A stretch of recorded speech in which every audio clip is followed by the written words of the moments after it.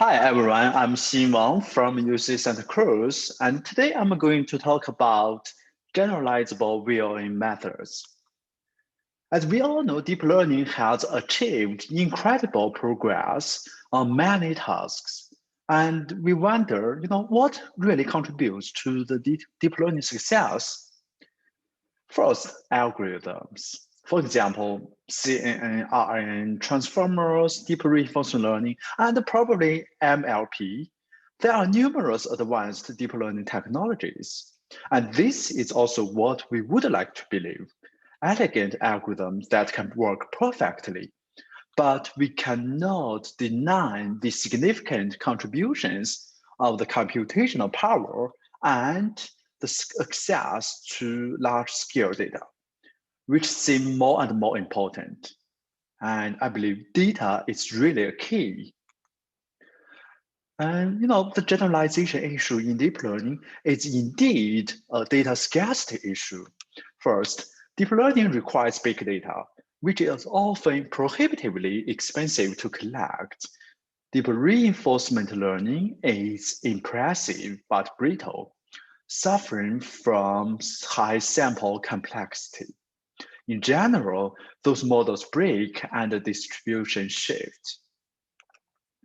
Okay, here, since this topic is about VLN, now I'm going to show an example of vision and language navigation. Suppose we deploy a robot into a new house. We may ask it to grab the plant for us and then provide some detailed instructions to the specific plant we are asking for. Then the agent learns to follow the instructions and navigate to the target location. So you see, this task requires natural language understanding, active visual perception and reasoning, and more importantly, vision and language alignment. Compared to other vision and language tasks, or even some deep learning tasks, data scarcity is a more severe issue in vision and language navigation. Because first, the real world experiments are not scalable. And although we could reconstruct some simulation environments to learn some necessary skills within simulation, 3D room scan and reconstruction is limited and expensive. And sometimes it's also not practical, not applicable due to some privacy concerns.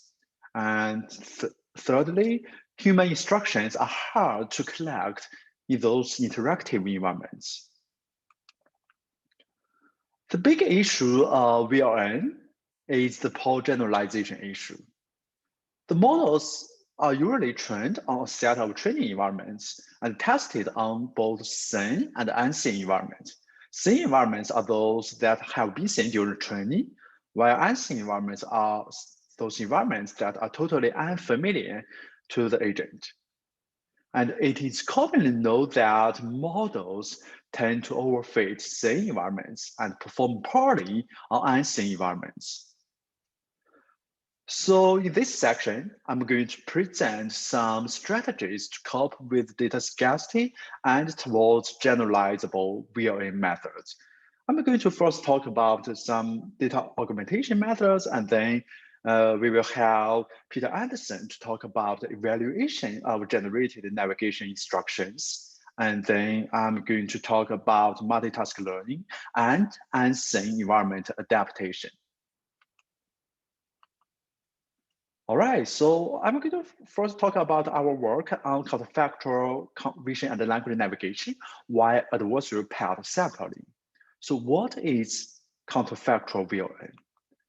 So counterfactual thinking is a concept in psychology that involves the human tendency to create possible alternatives to life events that have already occurred.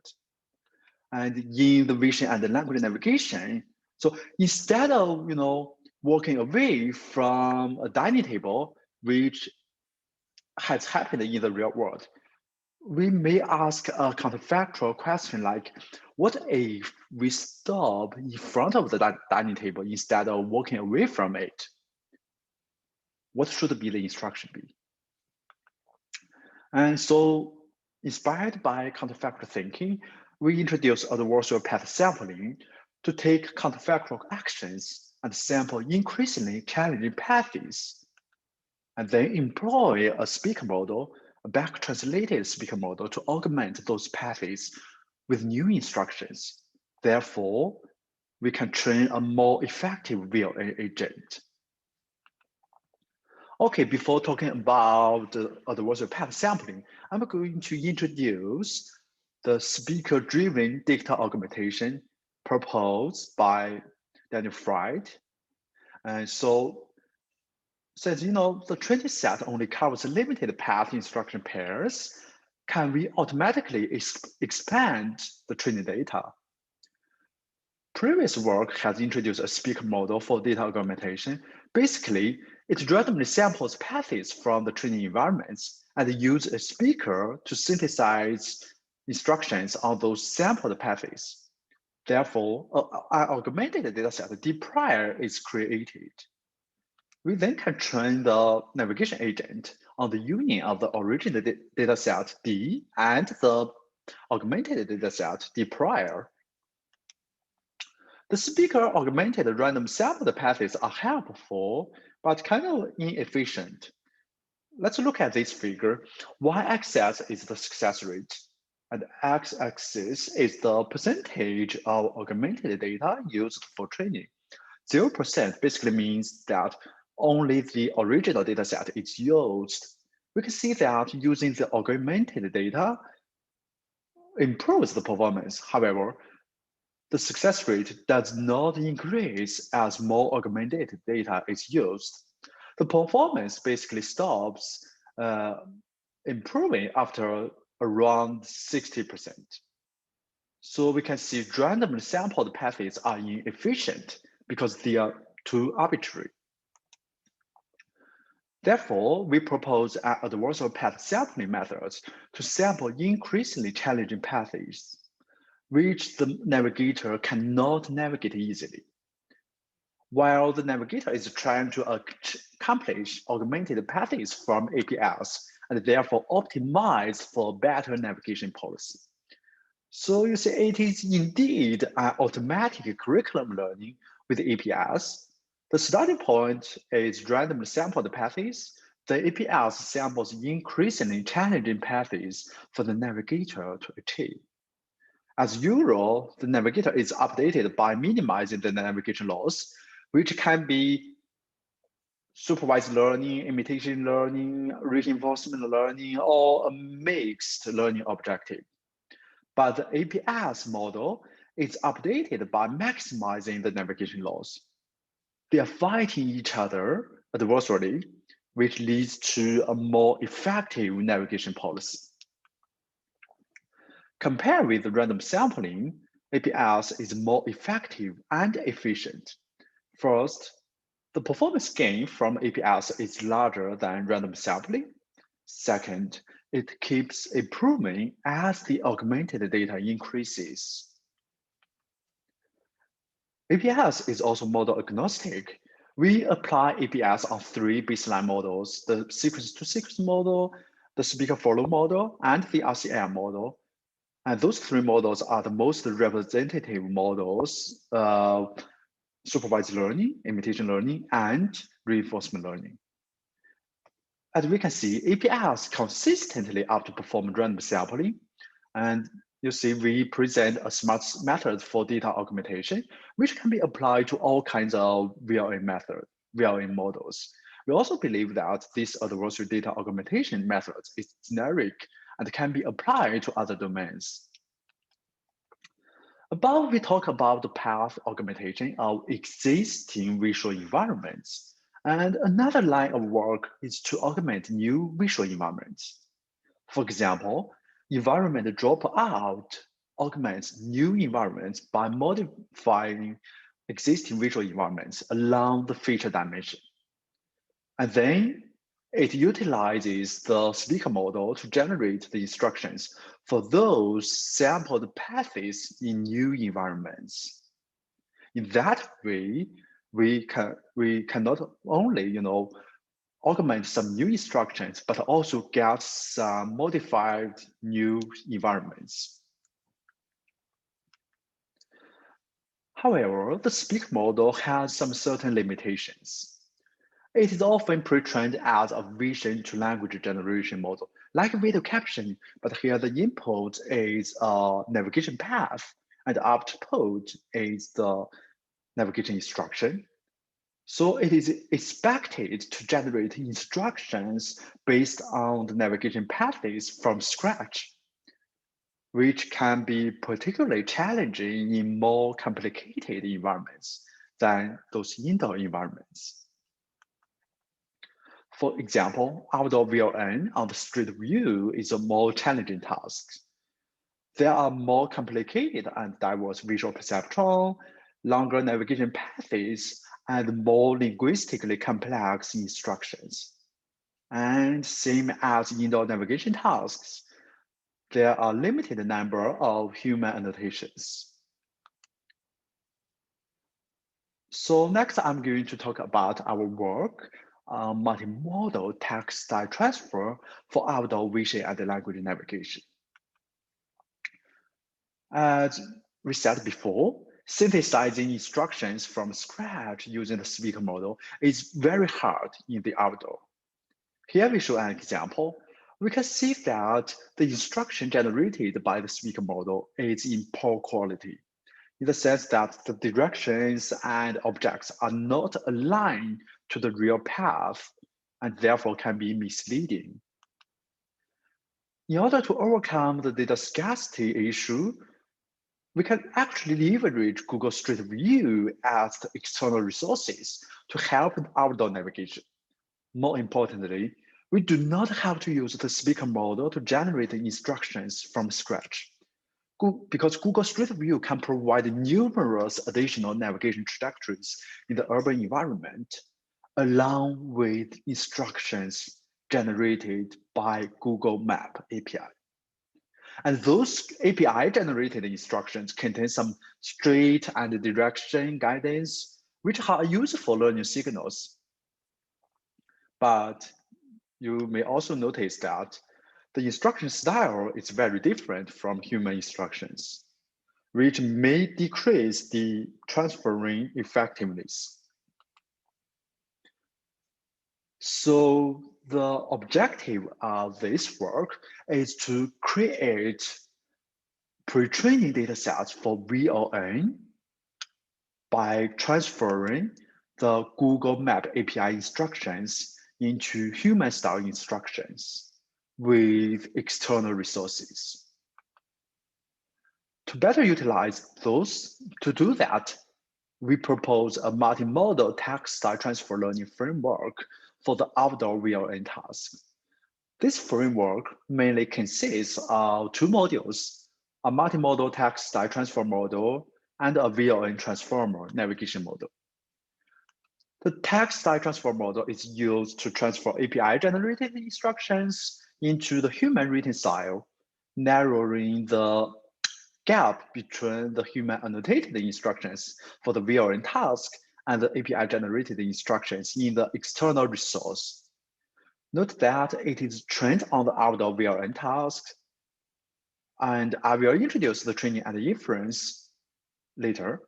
And next, we apply a two-stage training pipeline to train the navigation model.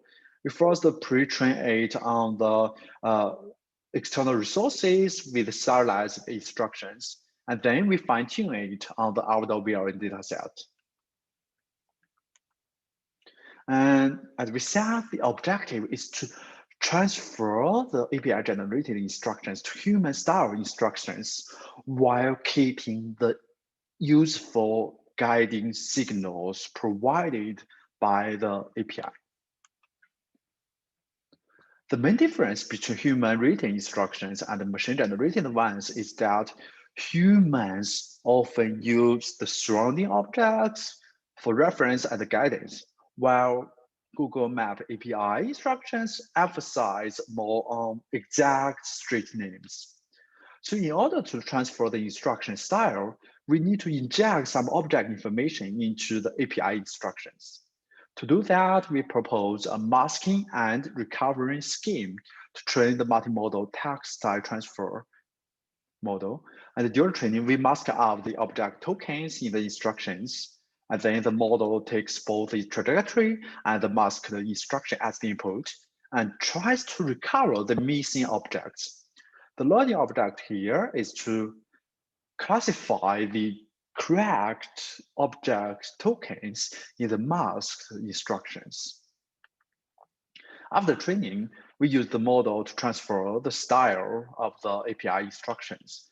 So again, at the inference time, we mask out the street names in the instructions, and then the model takes both the path and the mask instruction as the input, and fills out the instructions with object information. As a result, the generated instruction will have similar style as the human annotated instructions. We compare the instruction generated by our multimodal text style transfer model and the speaker model of 5 commonly used metrics for language generation: blue, meteor, root, cider, and spice. And obviously, the transferred instruction quality is much higher than the speaker generated instructions on those 5 metrics. And we also directly compare the objective richness of the instructions generated by speaker and our MTST solution by counting the total number of unique in-field instructions, unique in-field objects. And as you can see, MTST has generated instructions that are much more object-rich and aware. Okay, here is the case we showed earlier. The speaker model have a poor performance in keeping the correct guiding signals. It also suffers from hallucination, which is referring to objects that have not appeared in the path.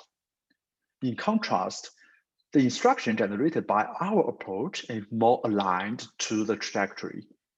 And surprisingly, it also successfully injects some object information to the instruction, and those objects are not even appeared in the ground truth instruction. Meanwhile, we also introduced a new navigation model, VLN transformer. We use the broad-based instruction encoder to generate embeddings for each sentence in the instruction, and the CNN-based view encoder to obtain visual information for the visual views at each time step.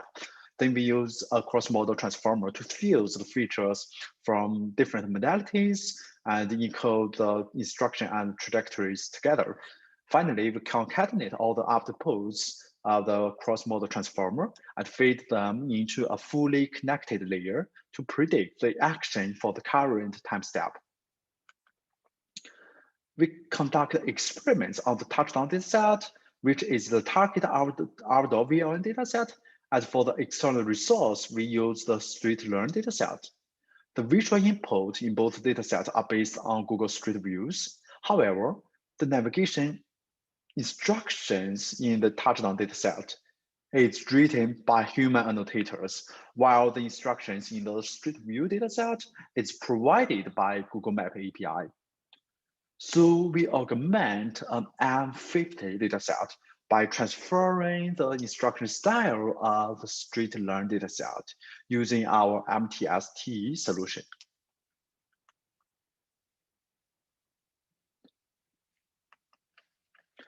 Here we show the outdoor navigation results on the touchdown dataset. We compare VLN transformer with a baseline concat model. We also compare the navigation performance with and without pre-training on the M50 dataset. It shows that pre-training on external resources is helpful for improving the task completion rate and the success weighted by editor distance. Note that stylized instruction brings the most significant improvement, which validates the effectiveness of the proposed multimodal style transfer approach. We can also see that pre-training with stylized augmented data improves the navigation performance for both the baseline model and our VLN transformer model, which basically means our MTST approach is model agnostic and generic. Okay, here are some takeaways for this subsection. Data is definitely a key to deep learning success, so do not limit your models to existing labeled datasets as they are only a tiny bit of the real-world data. And counterfactual reasoning is an essential ability for model generalization and enriches data augmentation approaches for VLN. Pre-training can help, but be aware of distribution shifts between pre-training and fine-tuning data. Multimodal style transfer enables effective utilization of potentially all available data on Google Maps. All right, so next we will have Peter Anderson to talk about evaluation of generated navigation instructions. Hi folks, I'm Peter Anderson. I'm a research scientist at Google. So far in this tutorial, we've been talking a lot about data augmentation. And one of the main ways of doing that for the task of vision and language navigation is to first sample a whole bunch of paths through an environment and then annotate those paths with instructions from some model.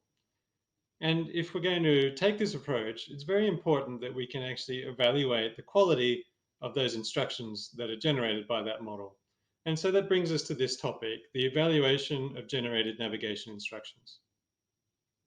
So just as a quick recap, the VLN task is the task of building these instruction following agents that can map from some natural language instruction to generate the correct trajectory through some photorealistic environment. The instruction generation problem is the inverse problem. We're given some visual representation of a trajectory.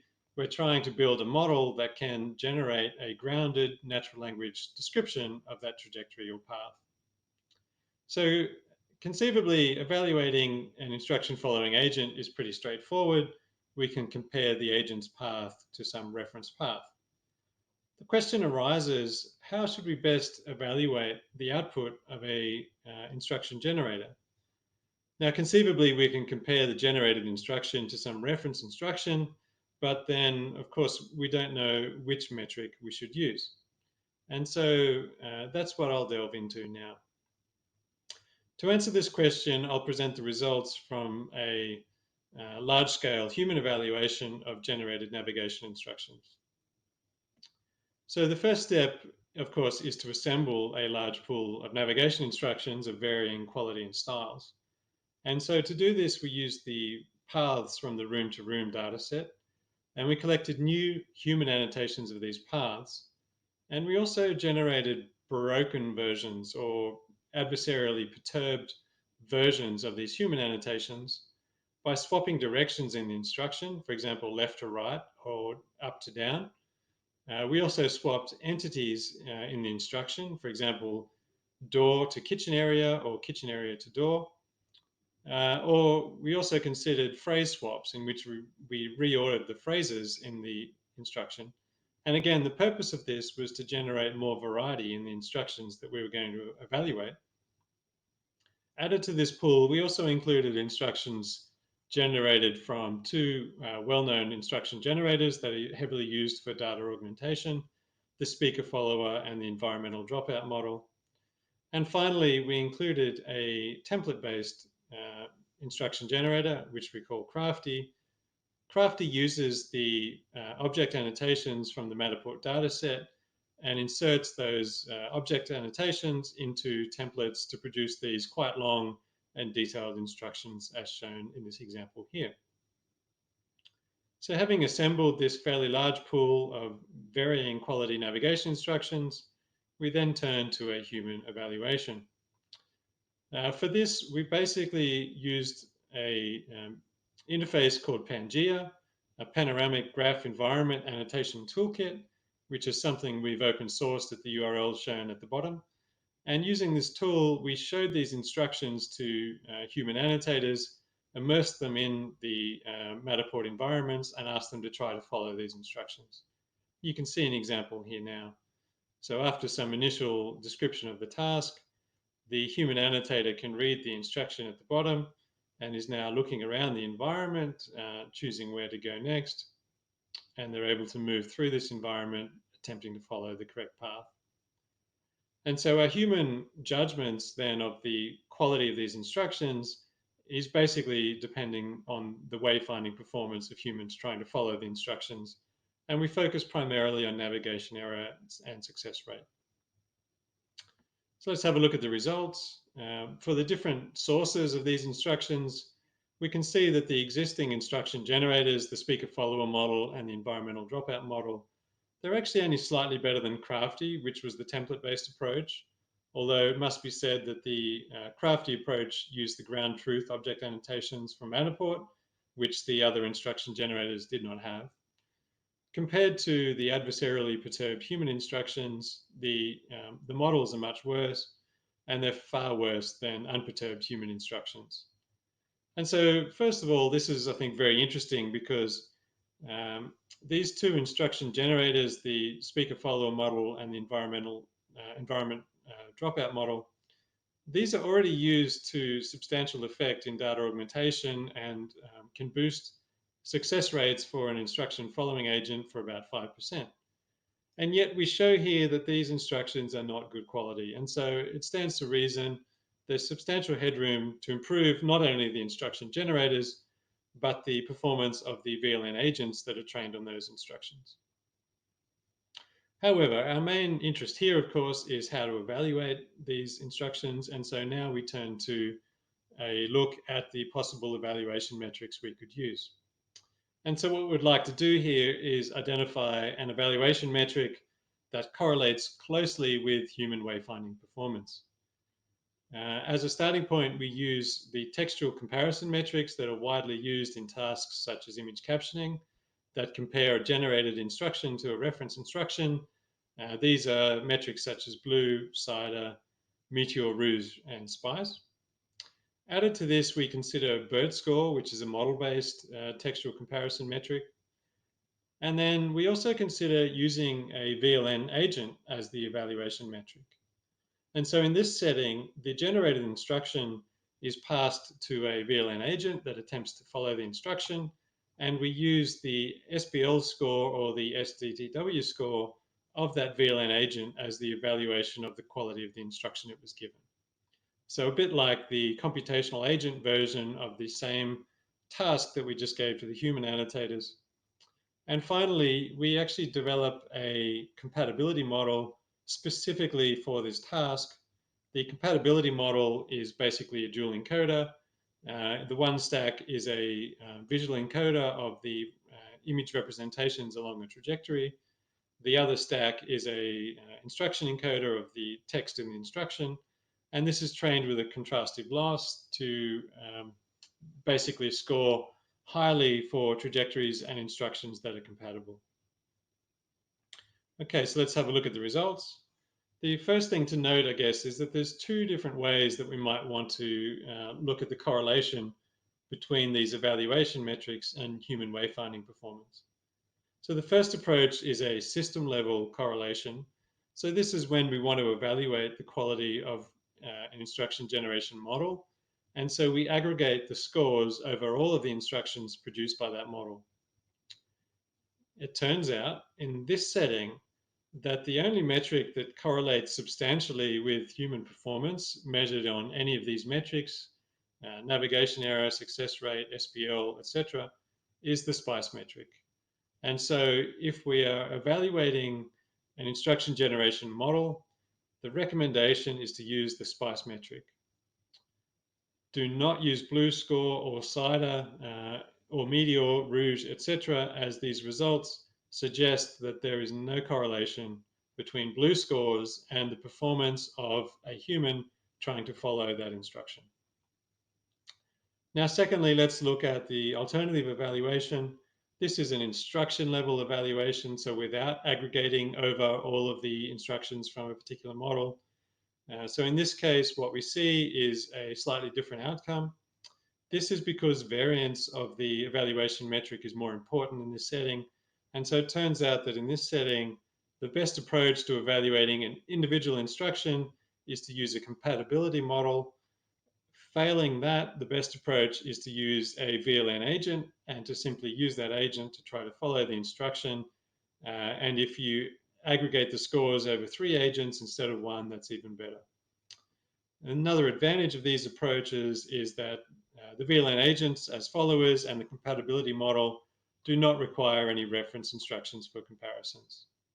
So the conclusion is to evaluate an instruction generation model, use the SPICE metric. To evaluate individual instructions, use a compatibility model or use a VLN agent as a follower. Welcome back, everyone. So far, we have discussed different methods for data augmentation, including path augmentation, adversarial path sampling, environment augmentation, and style transfer, as well as the evaluation of those generated navigation instructions. But they are all about, the task of vision and the language navigation. How about some other navigation tasks? Can we utilize the knowledge across different tasks to improve the generalizability of the navigation agents?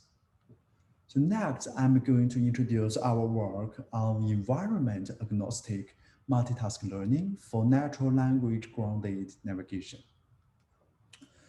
Let's revisit the task of VLN, where the agent is given a natural language instruction in the beginning and navigating inside the house without maps or GPS by producing actions. And in the end, the agent must stop at a certain location to fulfill the task. So for VLN, the agent received the instruction in the beginning and then just perform the actions to reach the target location. So to go beyond this kind of instruction following and enable bidirectional communication, dialogue is further introduced. So in the task of cooperative vision and dialogue navigation, there are two agents, a navigator and an oracle. Both are given a hint. For example, the go room containing a mat. The navigator is supposed to go towards the go room and can stop anytime to ask a question, while the oracle foresees the next best steps and answer the questions from the navigator. And one of the core subtasks of vision and dialogue navigation is navigation from dialogue history, where the dialogue history is given, and the job is to predict the navigation actions that bring the agent closer to the goal room. So we build upon a strong baseline model for VLN, the reinforced cross-model matching model, the RCM model, and try to resolve both tasks. So here is a brief overview of the RCM model.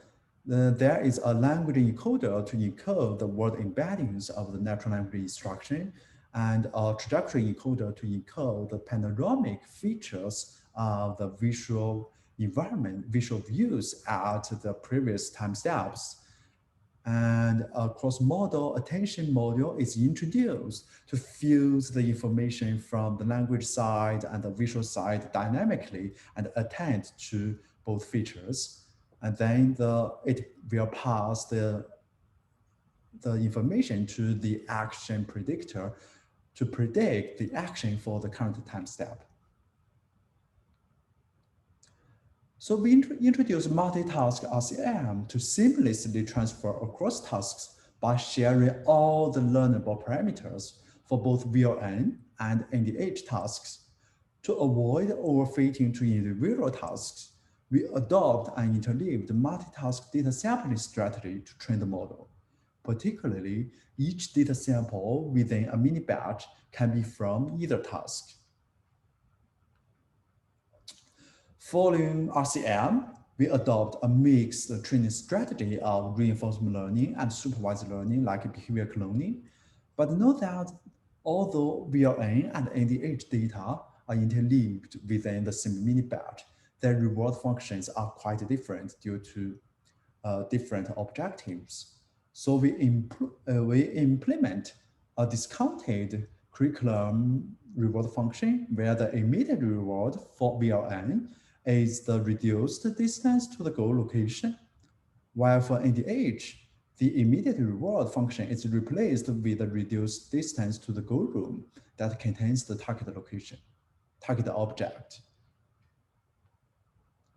We evaluate the effect of multitask RL on sane and unseen validation sets. For the NDH task, we incrementally increase dialogue input and test the effect. So we first, for the NDH task, we first only use the target object as the input, and then we add the answer at this turn, and then we add both the question and answer pairs of this turn, and then we add the whole dialogue history, and then the dialogue history and the navigation actions. So progress is the major evaluation metric on NDH, and success rate is the major evaluation metric on VLN. We can observe that NDH in general benefits from VLN data, while VLN also benefits from NDH with more fine-grained information about the paths. So extending visual paths alone without the fine-grained information about the path is not helpful. And multitask RL improves generalization. The sane and unseen gaps is indeed narrowed. And if we dive deeper, multitask learning basically benefits from more appearance of underrepresented words on both tasks. And it also benefits from shared semantic encoding of the whole sentences. To further improve the generalizability, we propose to learn a latent environment agnostic representation that is invariant among environments. Yeah, the high-level idea is to fill up, all the environment-specific information that are actually irrelevant to navigation, to prevent the model from overfitting to specific sane environments. For example, some decoration styles might be associated with a certain environment, but they are not helpful for navigation because in the navigation instruction only mentions some sparse objects. And to do this, we add an environment classifier to predict the house identity conditioned on the latent representation from the trajectory encoder. And more importantly, we add a gradient reverse layer before the environment classifier to reverse the learning objective for trajectory encoder by reversing the gradients. So basically, the trajectory encoder is trying to increase the classifier's entropy and learns environment agnostic representations. If we remove the gradient reversal layer, then it's basically environment aware learning, right? So it's like we add an auxiliary loss to let the model to predict the house identity. So we compare among environment aware RCM, environment agnostic RCM, and the original RCM on two tasks. And as you can see, environment aware learning tends to overfit sane environments. It doesn't gets better performance on sane environments, but lost the generalizability. While environment agnostic learning generalizes better on unseen environments by filtering out those irrelevant features for navigation.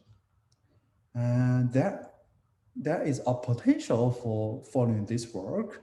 So maybe meta learning with the environment aware and environment agnostic learning may benefit from both worlds.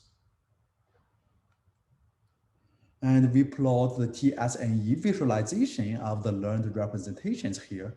As you can see, environment aware representations can be easily separated, and while environment agnostic representations are mingled together, which shows their effectiveness in representation learning. Okay, so now we have the final learning framework, environment agnostic multitask learning. During training, the environment classifier is minimizing the environment classification loss while the trajectory encoder is maximizing the environment classification loss and minimizing the navigation loss. The other modules are optimized with the navigation loss simultaneously. And finally, we test the performance on the test set of both tasks. As you can see, environment agnostic multitask learning significantly reduces the gap between sane and unseen environments. Okay, for this work, basically, we show that multitask learning can transfer knowledge across tasks, though maybe may under certain conditions. Environment agnostic learning learns invariant representations that can be better generalized on unseen environments. Okay, so far we only talked about the zero-shot behaviors of VLN agent. They are trained on a set of sane environments and then directly deployed onto unseen environments. And basically, they are expected to perform well on some environment that have never visited before.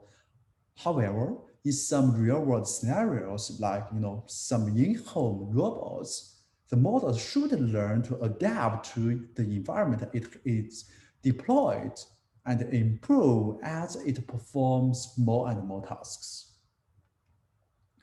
So instead of applying a training model on unseen environments directly, we can actually let it to explore unseen environments with some kind of self-supervision so that it can adapt to new environments, by turning unseen into sane environments.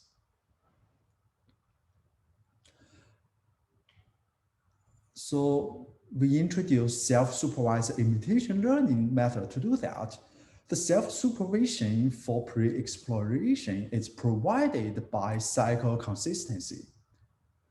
In addition to the navigation module that takes the instruction as input and outputs the trajectory, we introduce a matching critic to evaluate the global matching between the generated path and the input instruction by computing the probability of reconstructing the original instruction from the generated path.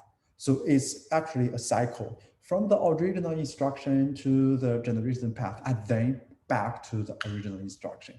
We evaluate this cycle consistency and use it as our intrinsic reward, our self-supervision. After training the navigator and the matching critic, and then during the pre-exploration stage, we let the navigator to perform multiple runs for an input instruction and use the matching critic to evaluate those trajectories and save the best one into a replay buffer. Later, the navigation will imitate the saved trajectories in the replay buffer. So the model is optimized by policy gradient with off-policy Monte Carlo return, which is equivalent to supervised learning with the saved trajectory as the ground truth trajectories. So basically, by learning from its own past good behaviors, the navigator can approximate a better policy that adapts to the new environments. And at test time, the navigator only produces one trajectory per instruction. Here is an example before and after using SIL, self-supervised imitation learning. Before using SIL, the agent fails to ground the instruction onto the unseen environment and remains the same room and stops at the wrong location. And after using SIL, the agent basically successfully follows the instruction and eventually reach the target location facing the double wide doors. And here are some quantitative results after pre-exploring the unseen environments with SIL. And as you can see, before pre-exploration, for both speakers follow model and RCM model, there is a huge performance gap between sane and unseen environments. And after pre-exploration with SIL, the performance gap is significantly reduced.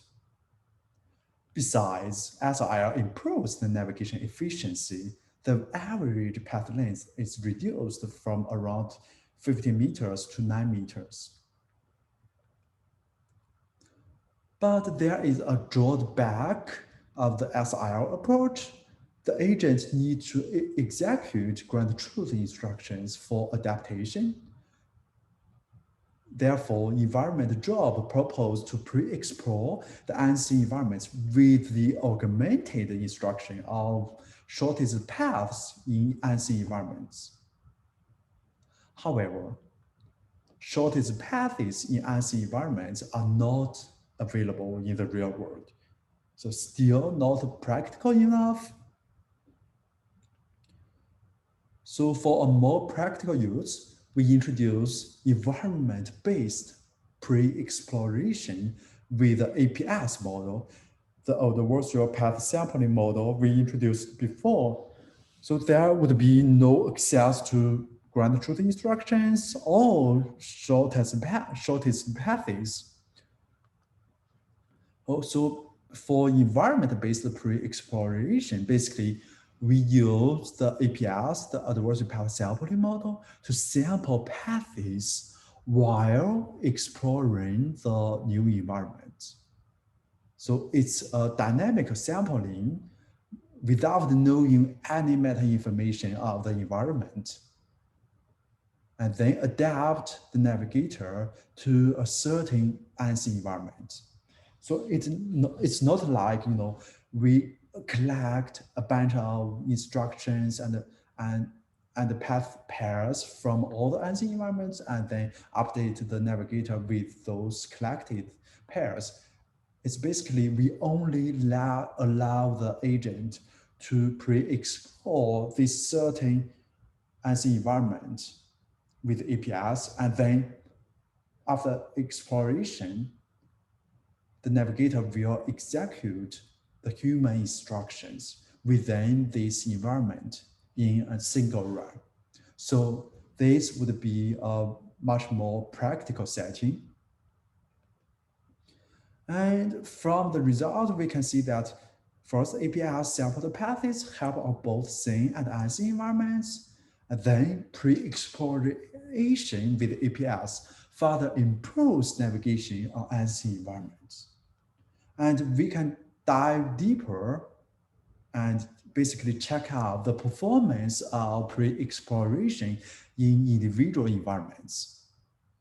So here for this figure, the x-axis is the feature difference between training environments, the same environments, and a particular unseen environment.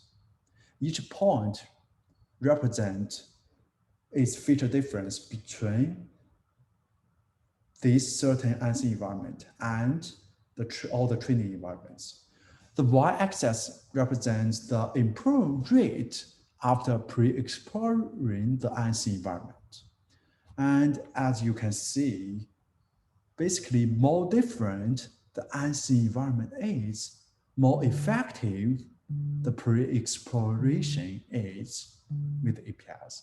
And that's very intuitive, right? And so here are some takeaways. First, pre-exploring unseen environments with self-supervision greatly alleviate the poor generalization issue. Second, environment-based pre-exploration is much more practical, where no ground truth information, no ground truth instructions or meta information of the environments are used. And I actually believe, this direction is underexplored, and I would expect more future work towards more efficient adaptation. Thank you very much. Here are the references of the papers and the works I talked about in this section.